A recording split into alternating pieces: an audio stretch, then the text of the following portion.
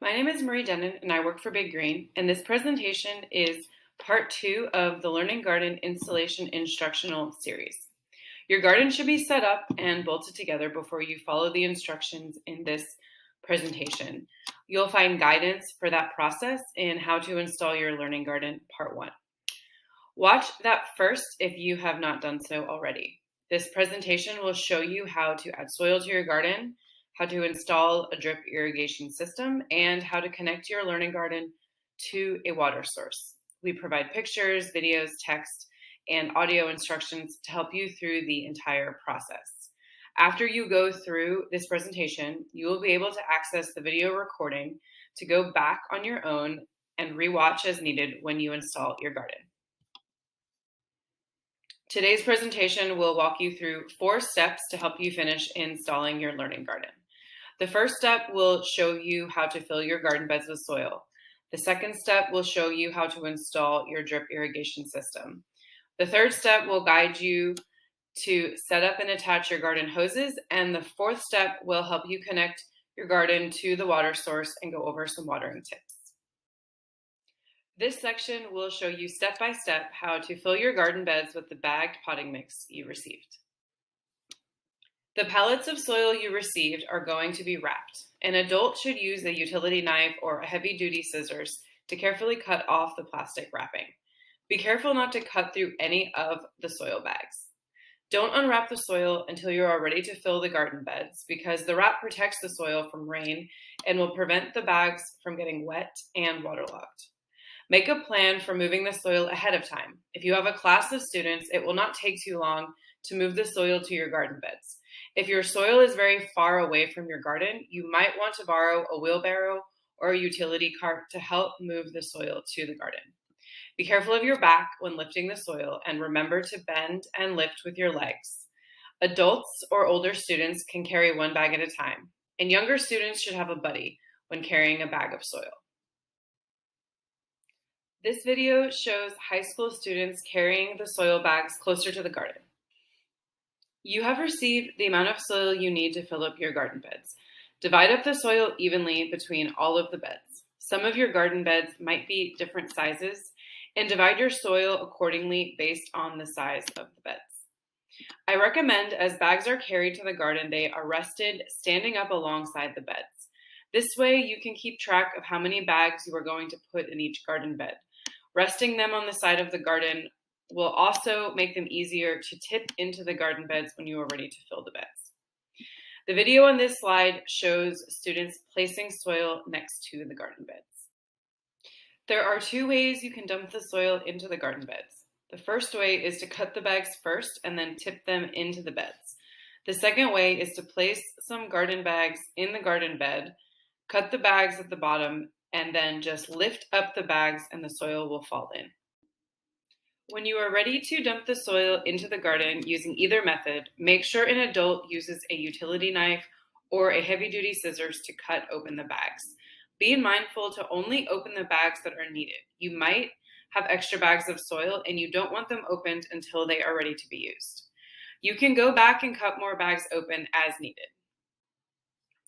When filling the garden beds, you want to fill them all the way to the top, as the soil will settle about 2 to 3 inches in the first season when watering and as natural weathering of the soil takes place. This video shows a student gently spreading out the soil in the garden bed. You can do this frequently as you add soil to the garden. You want to make sure to spread the soil to the edges and corners of the garden beds to evenly distribute the soil and remove air pockets. And remember, if you received more soil than fits in your garden beds, that is okay. You can save those bags to top off your garden at a later date in between your next growing season. The next section will go over how to install the drip irrigation system into your garden beds. In the next 2 slides, I will go over the drip irrigation parts so you are familiar with each of the parts and how to use them. The brand name that makes this specific product is called Netafim. This slide shows each part that you have received with your learning garden. The drip tubing is what you will cut to size and lay down in your garden beds. The barbed pieces you received will be inserted into the drip tubing. The barbed elbow and barbed T are used to make the end piece that is placed at the end of the garden bed.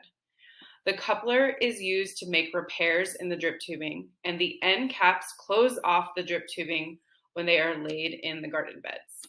The barbed to 3/4 threaded piece is used to attach your drip irrigation end piece to the garden hoses and the water source.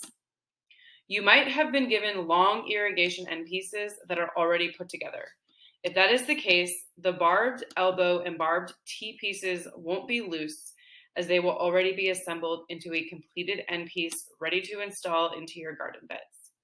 If this is the case, the only loose pieces you received will be barbed to 3/4 threaded pieces and end caps, and you might have received some couplers in a spare parts bag.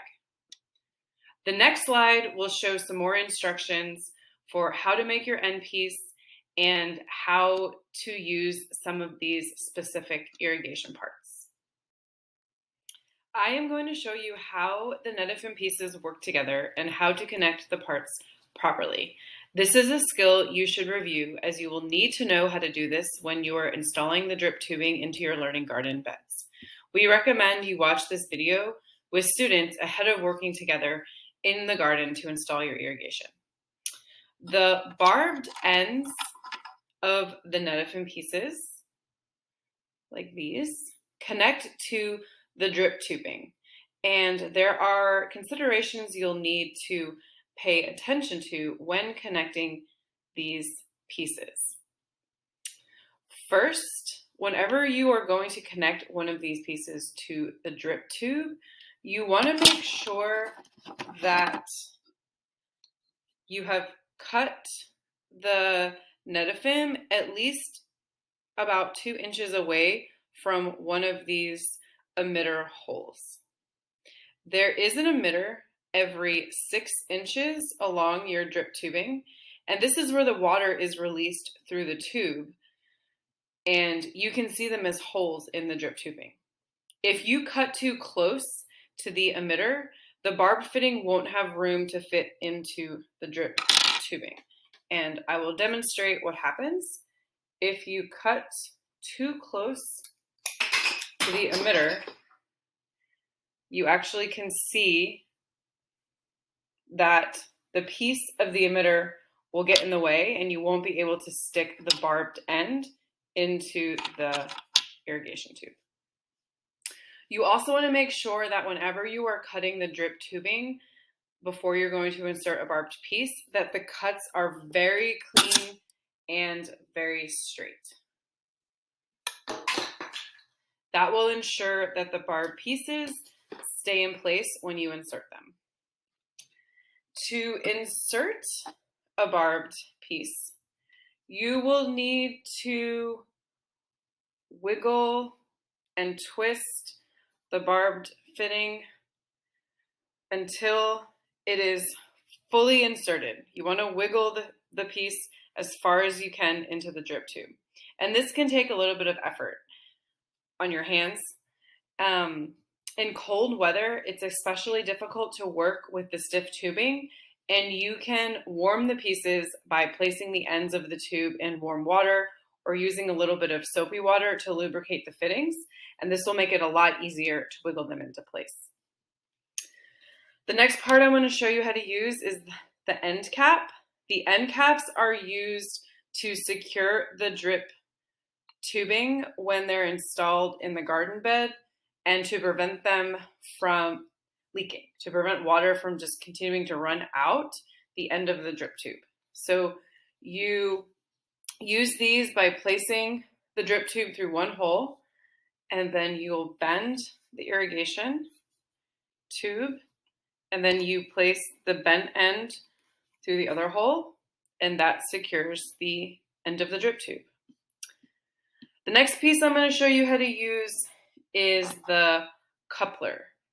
This is a straight piece with barbed ends that you can use if one of your emitters bursts, or if there is a crack or something happens to your drip tube that is causing it to leak.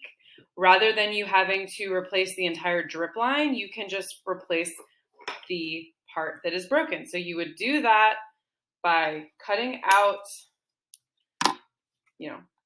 the broken part, and then using the coupler to reattach the drip line to itself. And you can see there, they are sometimes a little bit hard to get on, but just keep wiggling and applying pressure and they will attach themselves. Now I am going to show you how to make an irrigation end piece. You may have already received these pieces put together with your garden beds, but if you did not receive them put together, this is what you will need to do, and this video will also be helpful to you in case your end pieces break in your garden. This will show you how to make a new end piece or repair the broken parts. You will need one completed end piece for each standalone section of garden beds you have. It will go inside of your learning garden beds at one end where the garden hose will attach to the drip irrigation. You will need heavy-duty scissors to cut the drip tubing. You will be cutting 3 short pieces of drip tubing, and these will be used with 2 barbed tees, 1 barbed elbow, and 1 barbed to 3/4 threaded piece. You will cut 2 of the drip tubing pieces 10 inches long, and they should have 2 emitters within that 10 inches and about 1.5 to 2 inches on the end, on the other side of the emitters. And then you will cut 1 short piece that has no emitters. That should be about 4 inches long. In total, the end piece will end up being about 26 to 28 inches long when you put it in your garden bed. I'm going to show you how to cut these pieces and use the barbed ends to make your own end piece right now. So the first thing I'm going to do is grab my irrigation. You always want to assess where your emitters are before you get started. And I'm going to cut about 2 inches away from this emitter here. And then I'm going to cut about 2 inches on the other side of the second emitter. So that's my first piece right here. And then I'm actually going to use this piece and line it up with the 2 emitters on the next piece of drip tubing. And I'm going to need to cut a little bit off of one end so it's lined up. And then I'm going to cut it where it's lined up on the other end. So here's my 2 pieces. And then I need to cut the end piece that's going to go on the end. And how I do that is I just cut close to one of the emitters. I cut off the piece, and then I'll cut inside where the other emitter is. On the inside, on the other side. So there's no emitters on this piece. The first thing I do is it's very easy to draw pieces. The first thing I do is take one of your T pieces and I attach the 2 longer pieces to each other.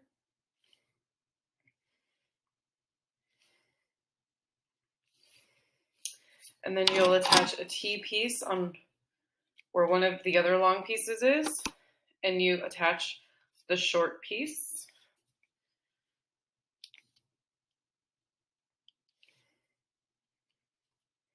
So you should have your 2 long pieces, your short piece, and then on the other end of the long piece, that's where you attach the barbed elbow.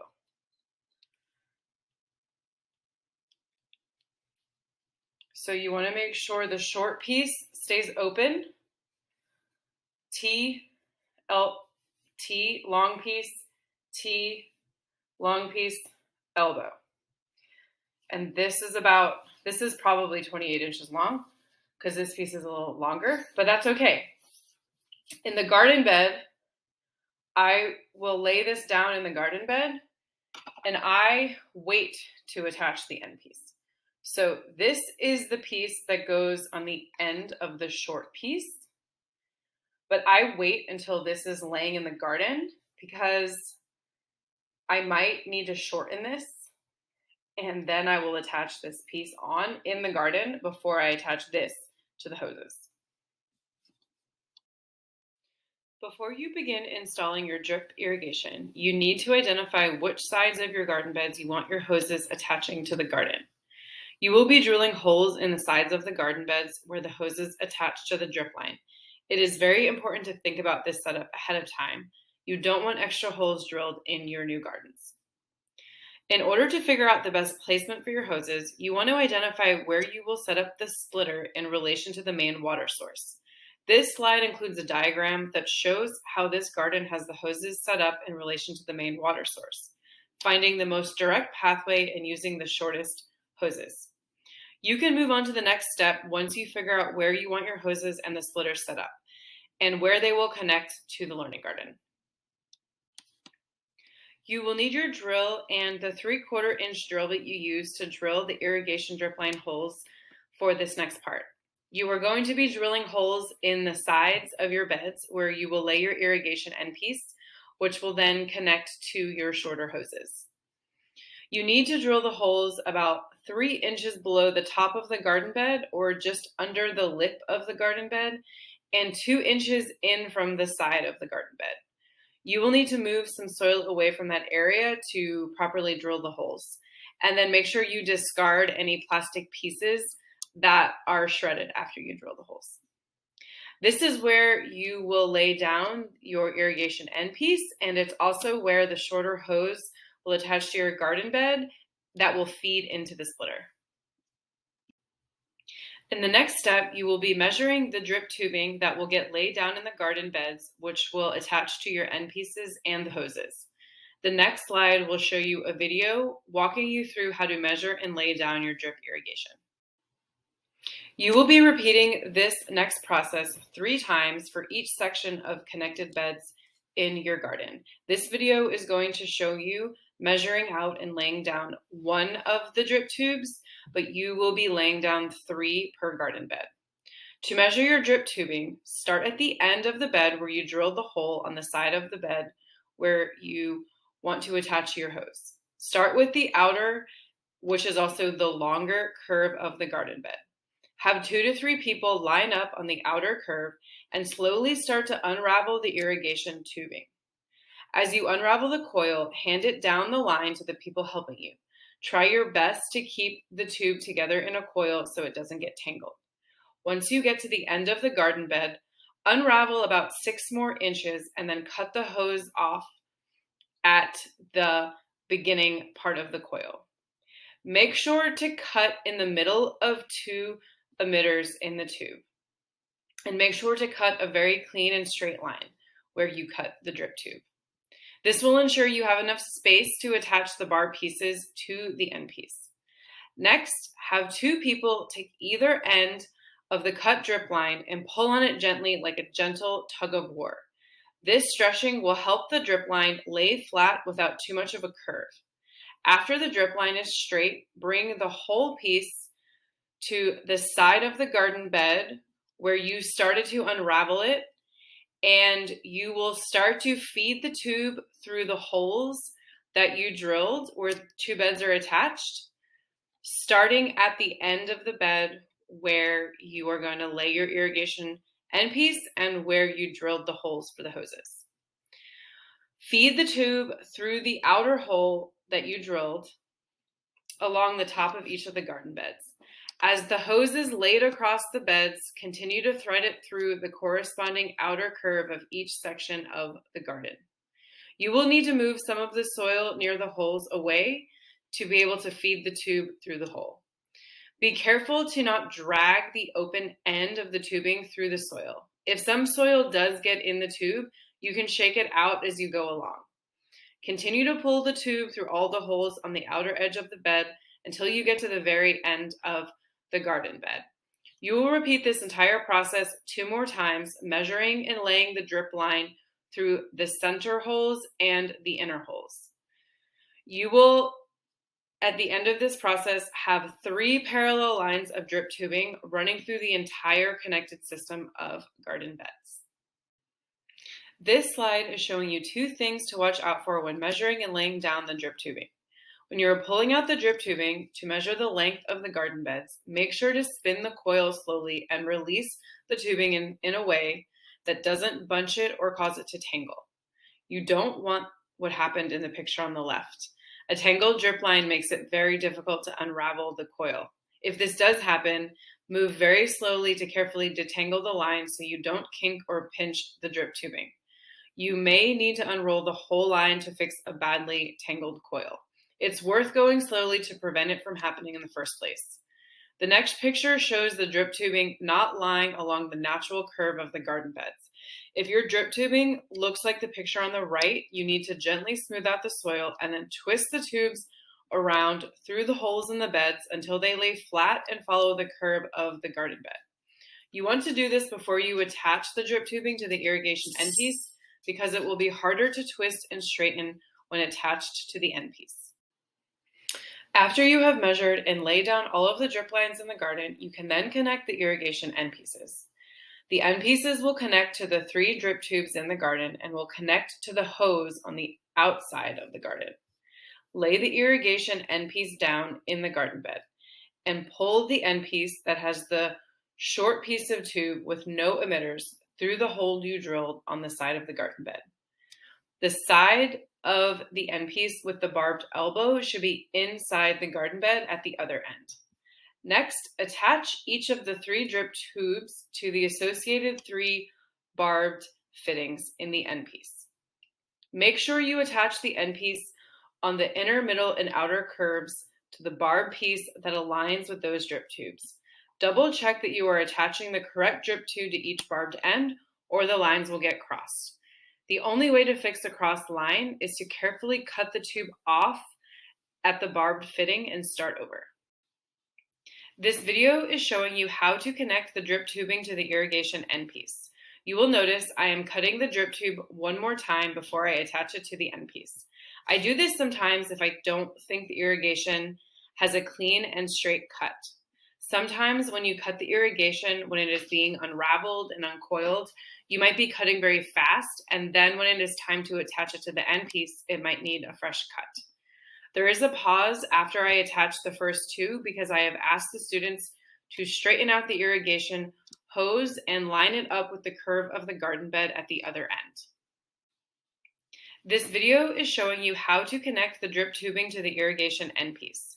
You will notice I am cutting the drip tube 1 more time before I attach it to the end piece. I do this sometimes if I don't think the irrigation has a clean and straight cut. After you have attached the 3 drip lines to the irrigation end piece, you can then feed the end of the piece through the hole you drilled. You might need your heavy-duty scissors for this next step.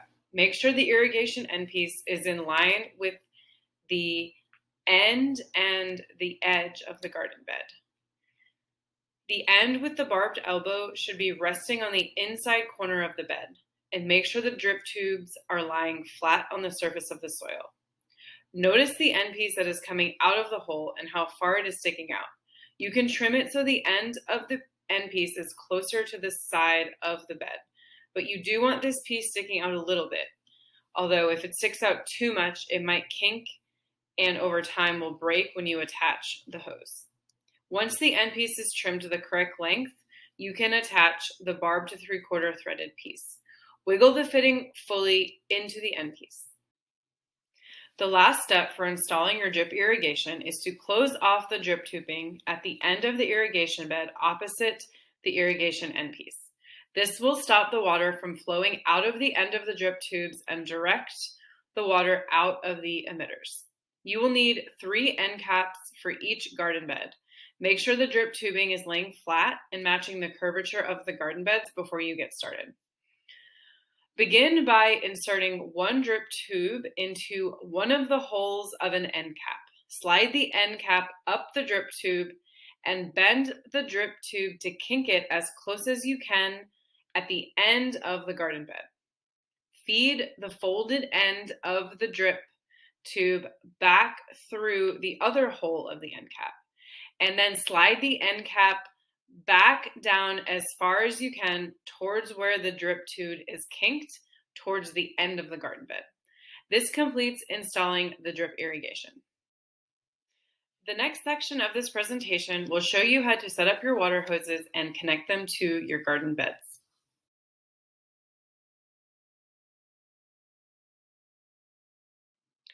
This slide shows an example of the garden hose setup at the school featured in this presentation. It includes the components needed to set up your hoses and connect them all to the garden beds and the main water source. You will need a pair of heavy-duty scissors to cut the plastic bands off of the hoses. You will also need thread tape, which is also called Teflon tape or plumber's tape. And you will need your hoses, your splitter, your quick connect fittings, and your nozzle. First, uncoil all of your hoses and lay them out how you want them set up in the garden, but don't attach anything yet. Put special attention on the threaded ends of the hoses and make sure the threaded ends are oriented to attach to the main water spigot and also to the irrigation end pieces at the garden beds. The washer is a very important piece of the hose that prevents leaking. Some hoses come with washers that are not already inserted into the female end of the hose. If you see a washer dangling from your hose packaging, check the female end of the hose to make sure it has a washer. If not, use the washer provided and press it down into the hose. If you get an extra washer, you should save it, as washers can wear down or fall out over time. Many of your irrigation pieces and all of your hoses have threaded ends. Wrap thread tape around all the threaded ends, which are all captured on this slide. You may also want to wrap thread tape around the threads of your water spigot. The thread tape helps prevent leaking where parts and hoses connect to each other.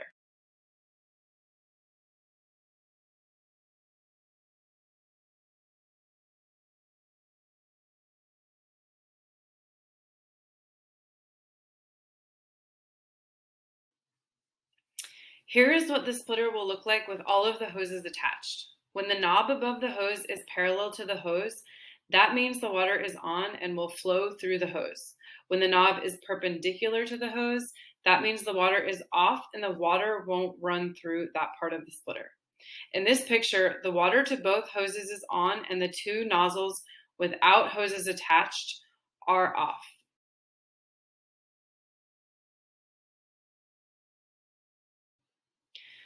The pictures on this slide show different examples of the main water source at school sites. It is recommended that you locate a water spigot no more than 50 feet from your garden site. This will make watering your garden very easy. It is common for school water spigots to require a water key to turn the water on.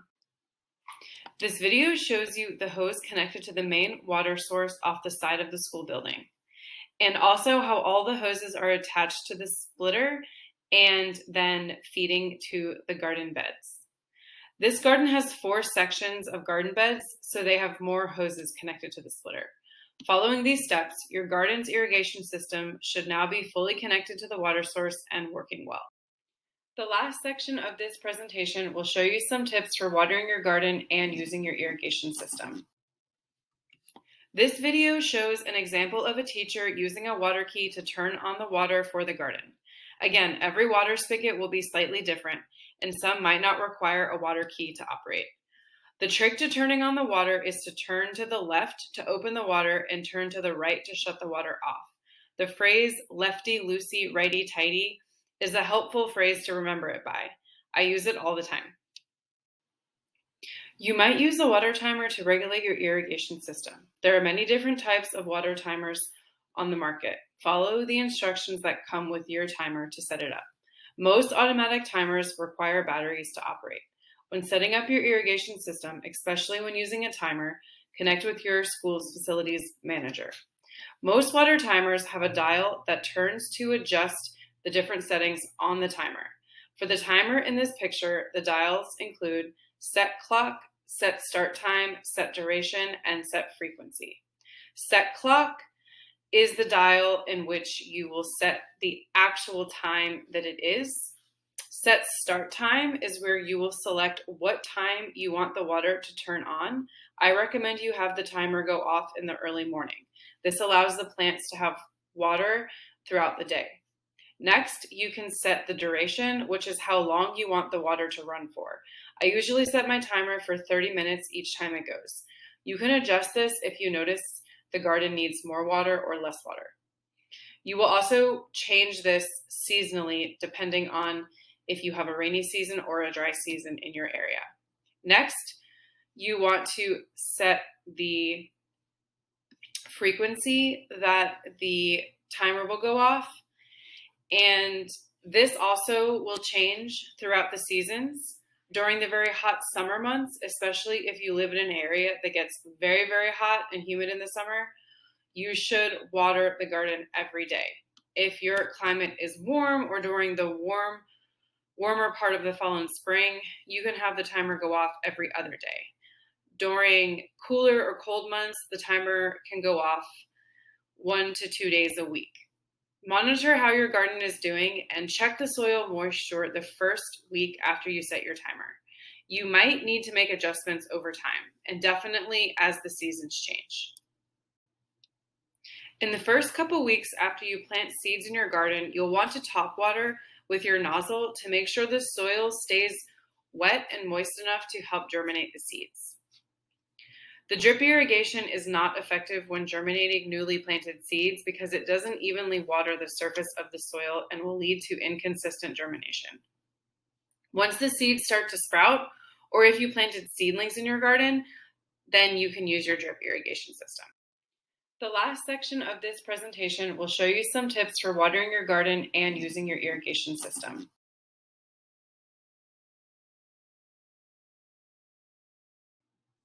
Congratulations! After watching part 2, you should have everything you need to install your learning garden at your school. Make sure to visit our website at www.biggreen.org, where we have lots of gardening resources that can help you in your school garden. We also have some free curriculum opportunities on our website, and at the bottom of the website there is a link for you to subscribe to our newsletter. I encourage you to do that, and you can keep up with new opportunities that might come up at Big Green and stay in touch.